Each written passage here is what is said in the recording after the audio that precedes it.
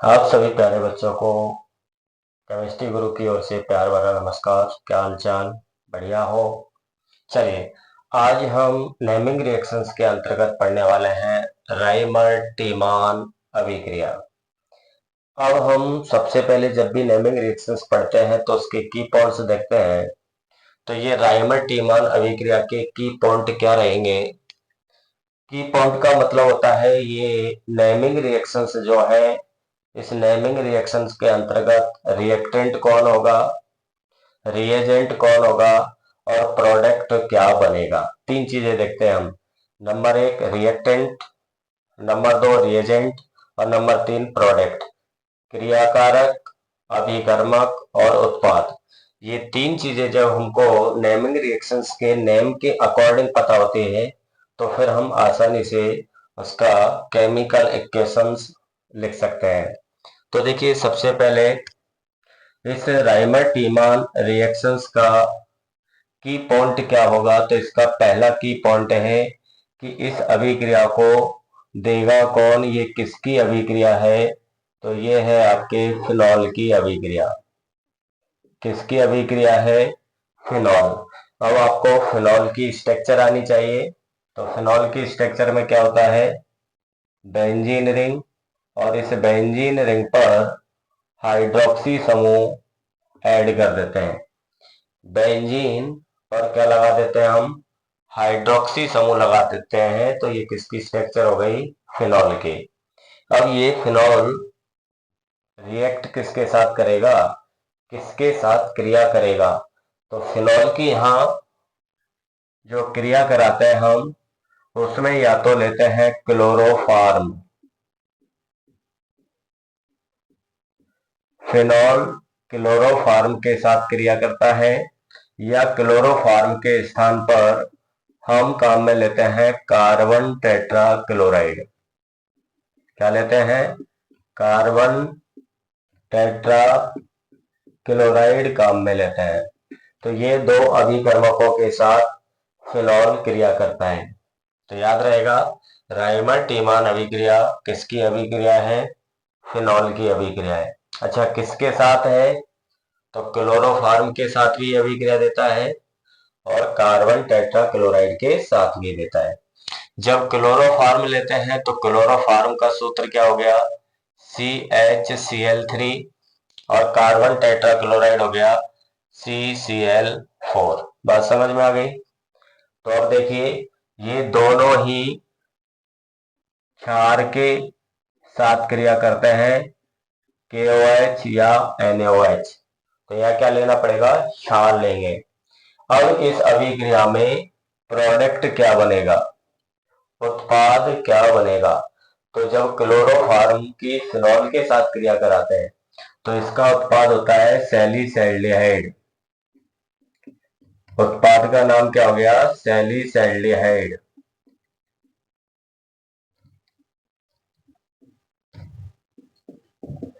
जबकि carbon tetrachloride के साथ क्रिया कराते हैं तो इसका उत्पाद बनता है सैलिसिलिक अम्ल।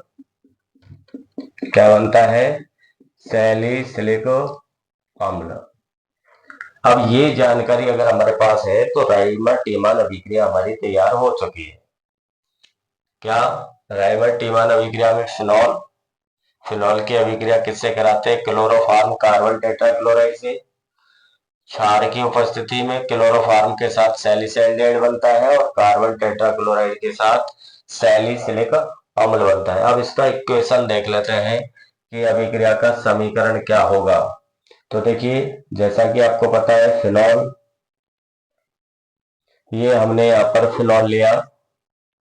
अब यहाँ दो कंडीशन है इसकी, और दो कंडीशन कौन कौन सी है कि इसकी अभिक्रिया हम क्लोरोफार्म के साथ भी करा सकते हैं CHCl3, और यहाँ ले लीजिए KOH। और इसकी अभिक्रिया कार्बन टेट्राक्लोराइड के साथ भी करा सकते हैं CCl4, और यहाँ ले लीजिए KOH। ठीक है, तो ये फिनॉल लिया हमने, फिनॉल की अभिक्रिया क्लोरोफार्म KOH के साथ कराई, तब भी ये राइमर टीमान कहलाएगी। और फिनॉल की अभिक्रिया कार्बन टेट्राक्लोराइड और KOH के साथ कराए, तब भी ये कौन सी अभिक्रिया कहलाएगी? राइमर टीमान अभिक्रिया कहलाएगी। अब इस फिनॉल की ऑर्थो पोजीशन होती है 1-2 पोजीशन, तो यहाँ पर क्या उपस्थित है? हाइड्रोजन प्रेजेंट है ना, तो ये हाइड्रोजन यहाँ से रिमूव होती है, ये बॉन्ड ब्रेक होगा। अब ये जो हैलोजन है क्लोरोफॉर्म और कार्बन टेट्राक्लोराइड में, ये हैलोजन इस पोटेशियम के साथ निकलेगी, तो 3 हैलोजन है, तो KOH के कितने मोल काम आएंगे? 3। 4 हैलोजन है, तो KOH के कितने मोल काम आएंगे? 4। ये बैलेंस समीकरण हो गया। अब यहां से आपको क्या रिमूव करना है? ये 3 पोटेशियम के साथ तो 3 क्लोरीन, और यहाँ 4 पोटेशियम और क्लोरीन। यहां से ऑर्थो पोजीशन से हाइड्रोजन जब रिमूव होगी, तो इस पोजीशन पर, ऑर्थो पोजीशन पर एल्डिहाइड समूह आ जाएगा। एल्डिहाइड समूह कौन सा होता है? CHO होता है ना। एल्डिहाइड ग्रुप कौन सा होता है? CHO। तो वो CHO समूह इस ऑर्थो पोजीशन पर जुड़ जाएगा। कहां से जुड़ा है? ये CH तो था ही, और यहां से ऑक्सीजन, तो ये किसमें कन्वर्ट हो गया? CHO में। इसी को बोलते हैं सैलिस एल्डिहाइड। अब यहां से 3K और 3Cl, 3KCl निकल गया प्लस। अब यहाँ 3 ऑक्सीजन थी, एक ऑक्सीजन एल्डिहाइड ग्रुप में चलेगी, तो 2 ऑक्सीजन बची, और जब भी ऑक्सीजन के साथ हाइड्रोजन शेष बचे, तो वो जल का अणु निकल जाता है 2 मोल यहाँ से, किसके? वाटर मॉलिक्यूल के। तो ये हो गई आपकी रायमल्टीमान अभिक्रिया। अब यदि हम क्लोरोफॉर्म के स्थान पर CCl ले रहे हैं, तो यह C बच रहा है, ये C का योग होगा इसकी ऑर्थो पोजीशन पर। तो फिनॉल की ऑर्थो पोजीशन पर कार्बोक्सिलिक समूह का प्रवेश हो जाएगा, तो यहाँ C यहाँ से 2 ऑक्सीजन लेगा, और ये कन्वर्ट हो जाएगा कार्बोक्सिलिक समूह में। तो इतना ध्यान रखना है, क्लोरोफॉर्म के साथ एल्डिहाइड समूह का प्रवेश होता है ऑर्थो पोजीशन पर, और कार्बन टेट्राक्लोराइड के साथ कार्बोक्सिलिक समूह का प्रवेश होता है, तो ये सैलिसिलिक अम्ल कहलाता है। क्या कहलाता है? सैलिसिलिक अम्ल। अब यहाँ से 4 पोटेशियम, 4 क्लोरीन, 4KCl निकल गया, प्लस 2 ऑक्सीजन जब इसके कार्बोक्सिलिक समूह में चलेगी, तो 2 ऑक्सीजन बची, तो ये 2H2O। इस प्रकार ये है हमारी राइमर टीमान अभिक्रिया। अच्छी अभिक्रिया है, इंपॉर्टेंट अभिक्रिया है, एग्जाम के अंतर्गत अक्सर पूछी जाती है। कैसे प्राप्त करोगे फिनॉल से सैलिसैल्डिहाइड, या कैसे प्राप्त करोगे फिनॉल से सैलिसिलिक अम्ल, या फिनॉल की राइमर टीमान अभिक्रिया का इक्वेशन दीजिए, या सीधा सीधा नाम से पूछ लिया जाएगा राइमर टीमान अभिक्रिया का एक उदाहरण दीजिए। ठीक है, बात समझ में आ गई? तो ये थी हमारी बहुत ही महत्वपूर्ण नेमिंग रिएक्शंस। अगले हम नेमिंग रिएक्शंस लेंगे एल्कीन का ओजोनी अपघटन। इससे भी अक्सर एग्जाम के अंतर्गत क्वेश्चंस पूछे जाते हैं, तो अब इसके बाद हम देखेंगे एल्कीन का ओजोनी अपघटन। तो देखिए, जब हम एल्कीन के ओजोनी अपघटन की बात करते हैं, तो इस अभिक्रिया में भी उत्पाद क्या बनेंगे, कैसे क्रिया होगी, इसके की पॉइंट्स क्या रहेंगे। तो देखो, जैसा कि नाम से स्पष्ट है, हमको एल्कीन का ओजोनी अपघटन कराना है, तो यहाँ इस एल्कीन के ओजोनी अपघटन में एल्कीन होगी, असंतृप्त हाइड्रोकार्बन होता है एल्कीन, जिसमें कार्बन कार्बन के मध्य में क्या होता है? एक डबल बॉन्ड होता है। तो डबल बॉन्ड युक्त हाइड्रोकार्बन जो होंगे वो एल्कीन होंगे। इन एल्कीन की अभिक्रिया हमको करानी है ओजोन से, ओजोन के साथ इसका अपघटन होगा, इसलिए इसको बोलते हैं ओजोनी अपघटन, और ओजोन को हम बोलते हैं O3। अब इस अभिक्रिया में जब ओजोन एल्कीन के साथ योग करता है, तो इसका योग होता है यहाँ पर, और एल्कीन का बॉन्ड ब्रेक होता है। और योग से उत्पाद बनता है जिसको बोलते हैं योगात्पाद। क्या बोलते हैं बेटा? योगात्पाद। तो क्या करना है? एल्कीन लेना है, एल्कीन पर ओजोन का योग कराना है, उस योग से योगात्पाद बनेगा। इस योगात्पाद का जिंक के साथ अपघटन कराना है, और जब अपघटन कराएंगे तो यहाँ उत्पाद के रूप में हमको कार्बोनिल यौगिक प्राप्त होंगे। कौन से कंपाउंड बनेंगे? यहाँ कार्बोनिल कंपाउंड बनेंगे। अब हम इसका इक्वेशन देख लेते हैं कैसे ये अभिक्रिया संपन्न होती है, तो इसको ध्यान से समझना है। देखिए, मान लीजिए मेरे पास ये कोई एल्कीन है। अब एल्कीन कोई सी भी हो सकती है। एल्कीन वो होती है जिसमें डबल बॉन्ड होता है, कार्बन कार्बन के मध्य डबल बॉन्ड। तो ये हमारे पास एल्कीन है। एथीन हो सकती है, प्रोपीन हो सकती है, ब्यूटीन हो सकती है, कोई भी एल्कीन ये दो कार्बन से लेकर के शाखित और अशाखित एल्कीन हो सकती है। पैटर्न समझ लीजिए, फिर इसके क्वेश्चन से देख लेंगे कि ये अभिक्रिया का पैटर्न क्या रहेगा और ये अभिक्रिया किस प्रकार होगी।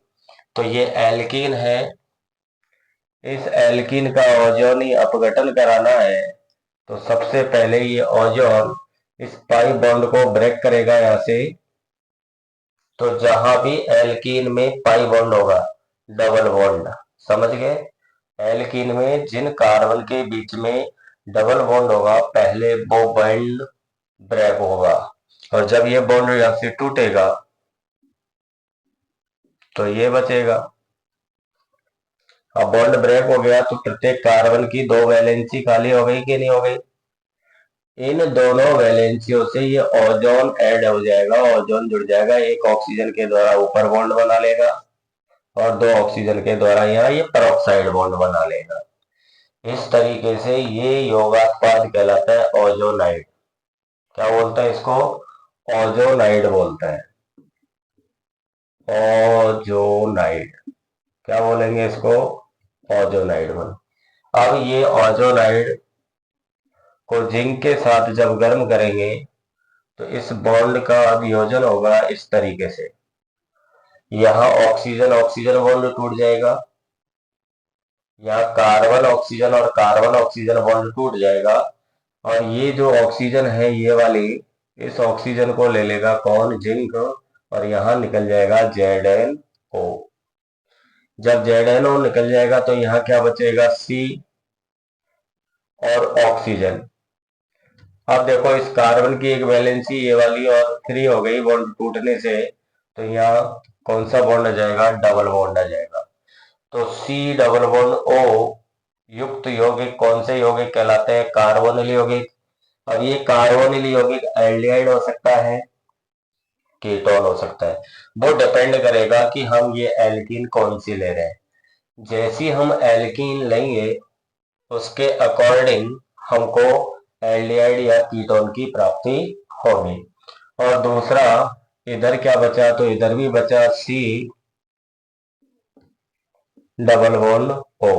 मतलब दो मोल हमको कार्बोनिल यौगिक के यहाँ पर प्राप्त हो जाएंगे।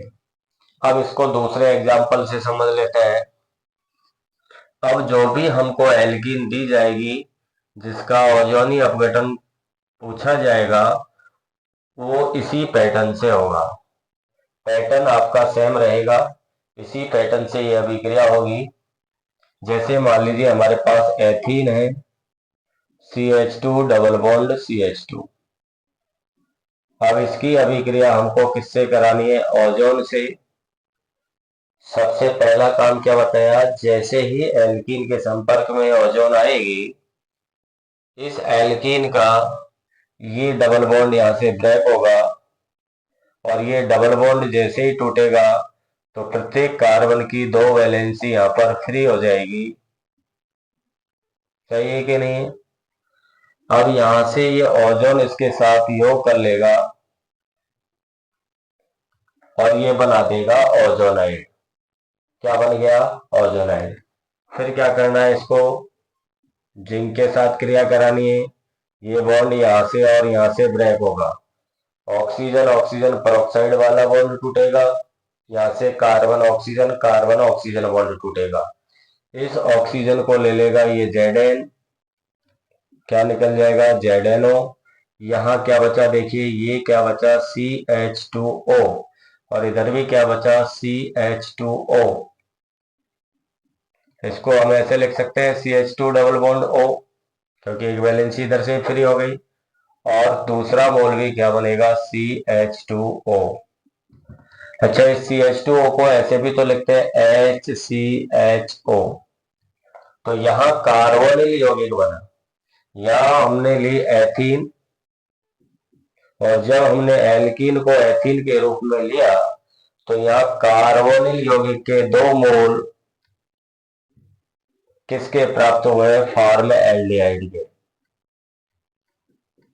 क्या प्राप्त हुआ बेटा, यहाँ फॉर्मएल्डिहाइड प्राप्त हुआ। बात समझ में आई? क्या कर सकते हो आप लोग? क्या किसी एल्कीन का ओजोनी अपघटन इस प्रकार किया जा सकता है? क्या किसी एल्कीन के ओजोनी अपघटन से प्राप्त होने वाले कार्बोनिल यौगिकों का पता लगाया जा सकता है? तो इस तरीके से ये ओजोनी अपघटन अभिक्रिया होती है। अब देखिए यहाँ पर मान लीजिए एक एग्जांपल और ले लें, और इस क्वेश्चन में आपसे इस तरीके से पूछ लिया जाए कि हमारे पास कोई एक्स एल्कीन है जिसका ओजोनी अपघटन कराया गया, जिससे ओजोनाइड बना। वो ओजोनाइड जिंक के साथ क्रिया करके और यहाँ पर CH3CHO और CH3CCH3 डबल बॉन्ड O बना रहा है। मतलब ये 2 कार्बोनिल यौगिक बना रहे हैं। एक का नाम हो गया एथेनॉल, जिसको एसीटैल्डिहाइड भी बोल सकते हो, और एक का नाम हो गया एसीटोन। अब हमको ये पता करना है कि ऐसी कौन सी एल्कीन ली जाए जिसके ओजोनी अपघटन से 1 मोल एल्डिहाइड का एथेनॉल के रूप में और 1 मोल कीटोन का एसीटोन के रूप में प्राप्त हो। तो क्या करोगे, हमको उस एल्कीन को पता करना है। तो इसका सिंपल सा तरीका बता देता हूं। वो एल्कीन कौन सी होगी जिसके ओजोनी अपघटन से एथेनॉल और एसीटोन प्राप्त होगा।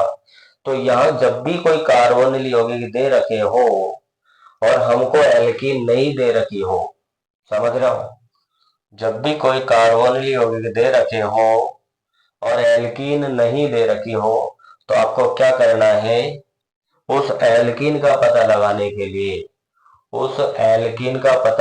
के लिए दोनों कार्बोनिल यौगिकों के ऑक्सीजन को हटा देना, और जहां से ये ऑक्सीजन हट जाए शेष समूह को जोड़ देना। तो शेष समूह को जोड़ोगे तो CH3CH, इधर बचेगा डबल बॉन्ड CH3 और CH3। आ गई एल्कीन, डबल बॉन्ड आ गया। तो ये एल्कीन होगी वो। इस एल्कीन का जब हम ओजोनी अपघटन कराएंगे, प्राप्त ओजोनाइड का जिंक के साथ क्रिया कराएंगे, तो हमको एथेनॉल और एसीटोन प्राप्त होगा।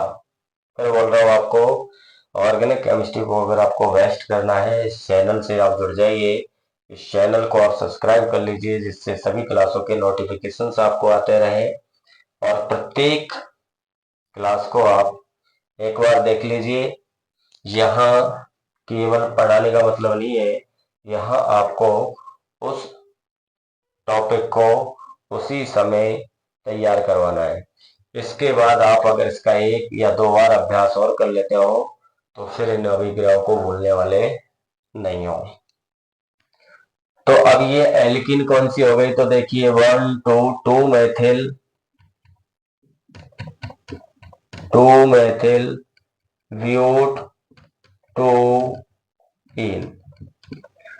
इस 2 मेथिल ब्यूट 2 ईन का ओजोनी अपघटन करा दे तो एथेनॉल और एसीटोन हमको प्राप्त हो जाएगा। तो एक्स क्या है? तो एक्स है 2 मेथिल ब्यूट 2 ईन। समझ में आ गया? जब भी एल्कीन नहीं दे रखी हो ना, तो जो भी कार्बोनिल यौगिक दे रखे हैं उनके ऑक्सीजन को हटा के उनको जोड़ दो डबल बॉन्ड से, तो वो एल्कीन प्राप्त हो जाएगी।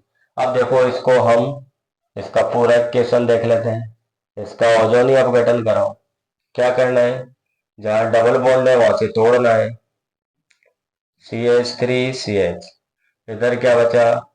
CH3CH3। ये ऑक्सीजन जोड़नी है क्योंकि कार्बन की दोनों वैलेंसी फ्री हो गई, ये ओजोनाइड बन गया। इसको जिंक के साथ गर्म करना है आपको। जेडन जेडन क्या करता है? इस ऑक्सीजन को निकाल देता है। तो यहाँ क्या बचा? CH3CHO बन गया एल्डिहाइड। इधर क्या बचा? CH3C डबल बॉन्ड OCH3 बन गया एसीटोन। तो ये थी एक महत्वपूर्ण अभिक्रिया, एल्कीन का ओजोनी अपघटन। देखो, जब तक एक ये अभिक्रिया जब हमको याद होती है ना, कुछ अभिक्रिया ऐसी जिनका याद होना बहुत जरूरी है, जैसे ग्रिनार्ड अभिकर्मक, उसकी रिएक्शंस हमको पता होना जरूरी। इनसे बहुत सारे क्वेश्चंस सॉल्व होते हैं। अब यहाँ कार्बोनिल यौगिक बन गए, कार्बोनिल यौगिकों का अपचयन वाली अभिक्रिया आ जाएगी। कार्बोनिल यौगिकों की ग्रिनार्ड अभिकर्मक के साथ अभिक्रिया जुड़ जाएगी। तो एक से दूसरी अभिक्रिया रिलेटेड होती है यहाँ पर। तो ये हमने दूसरी अभिक्रिया यहाँ पर कंप्लीट करी, एल्कीन का ओजोनी अपघटन।